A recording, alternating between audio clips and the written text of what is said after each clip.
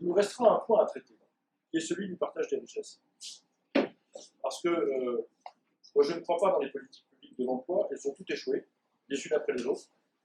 Les dernières sondages dans ce mandat, c'était le contrat de génération, vous vous souvenez, enfin, c'est sorti de nos esprits, mais il paraît que c'était l'alpha et l'oméga, il fallait garder les anciens dans les entreprises pour qu'ils tutorent des jeunes qui rentraient avec des primes à la clé pour faire en sorte que ça coûte moins cher aux entreprises. Ça s'est planté, mais alors, dans une grande largeur.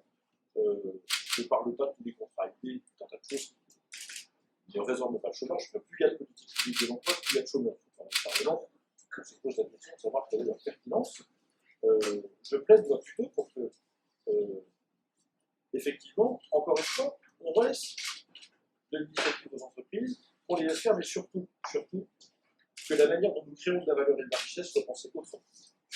Nous n'avons pas, aujourd'hui, sans doute en tout cas pas d'ici l'élection présidentielle, la possibilité de trouver le moyen du branchement fiscal. Il faudra pourtant, je le pense, une réforme de fond.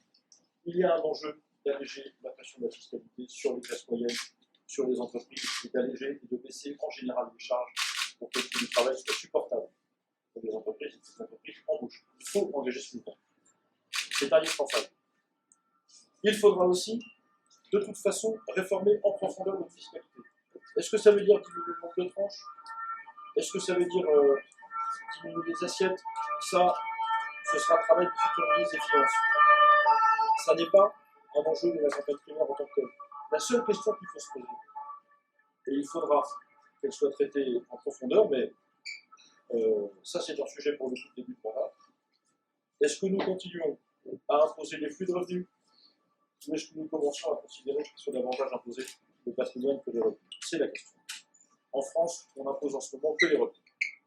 Le patrimoine est assigné assez largement à part, sauf pour ceux qui acquittent l'ISF. Est-ce que cette manière d'envisager la participation à la solidarité par le biais des finances doit rester la manière française de voir les choses ou non? C'est un débat qu'il faudra avoir. La primaire n'est peut-être pas, sans doute pas le but de ce débat, parce que c'est un débat trop technique, et la primaire n'est pas le but d'un débat fiscal.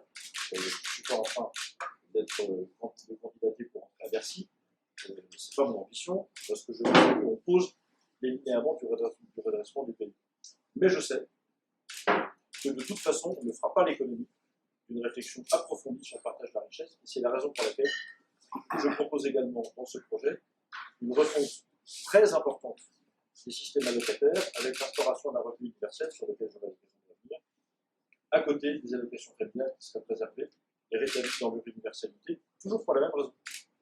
Je crois que les familles sont le socle des politiques publiques et des politiques sociales, et donc elles doivent être supportées parce que l'effort éducatif qu'elles font est le meilleur investissement possible pour la France. Comme disait Churchill, il n'y a pas de meilleur investissement que de mettre du lait dans le ventre des enfants.